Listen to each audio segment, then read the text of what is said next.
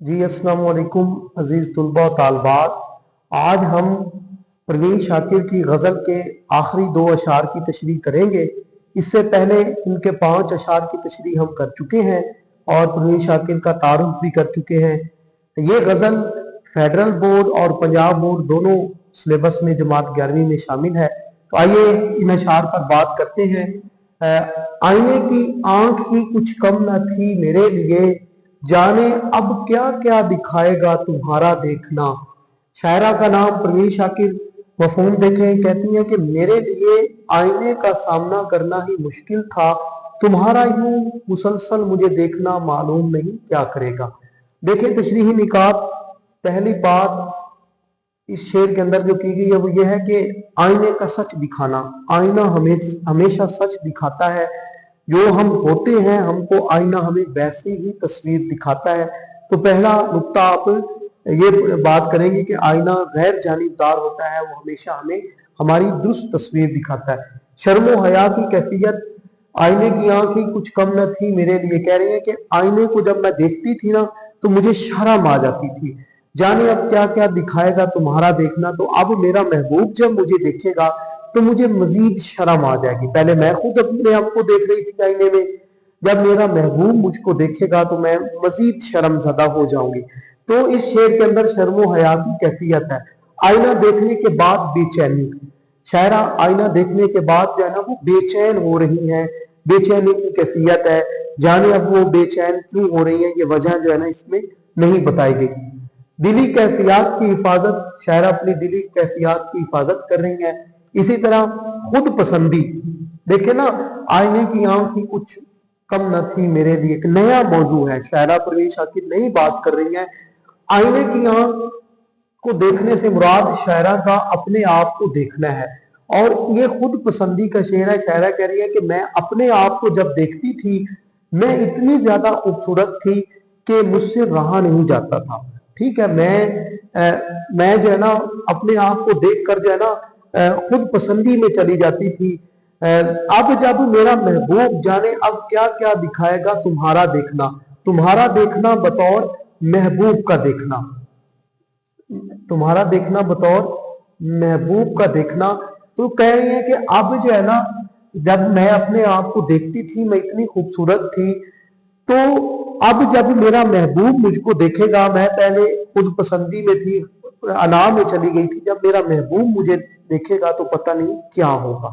ठीक है, तो ये खुद पसंदी की भी इस शेर के अंदर जो है ना वो कैफियत है। इसी तरह फनी तौर पर अगर देखा जाए तो शायरा ने इस शेर के अंदर सनत तकरार का इस्तेमाल किया। देखे ना, जाने अब क्या क्या दिखाएगा तुम्हारा देखना, क्या क्या सनत तकरार है। तो ये थी शेर की तशरीह। बहुत सादा शेर है। ठीक है कि अब जो है ना मेरा महबूब मुझे देखेगा तो पता नहीं क्या होगा, पहले मैं खुद आईने में अपने आप को देखती थी तो ये बात भी मेरे लिए मुश्किल थी। ठीक है, अब देखें हवाले के तौर पर आप हसरत मोहानी का ये शेर लिख सकते हैं कि आईने में वो देख रहे थे बहारे हुस्न, आया मेरा ख्याल तो शर्मा के रह गए। इसी तरह गालिब का भी इस मौजू पर शेर है कि आईना देख अपना सा मुंह लेके रह गए, साहिब को दिल न देने पे कितना गरूर था। आखिरी शेर की तरफ आते हैं। ये गजल का आखिरी शेर है, ये मकता नहीं है क्योंकि इसमें शायरा ने अपना तखल्लुस इस्तेमाल नहीं किया। एक मुश्ते खाक और वो भी हवा की जद में है, जिंदगी की बेबसी का इस्तियारा देखना। मुश्ते खाक का मतलब होता है मुट्ठी भर मट्टी। शायरा का नाम परवीन शाकिर। कहती है कि इंसान सिर्फ मट्टी की एक मुट्ठी है जो हवा के रहमो करम पर है, इसका वजूद किसी भी लम्हे बिखर सकता है। ठीक है,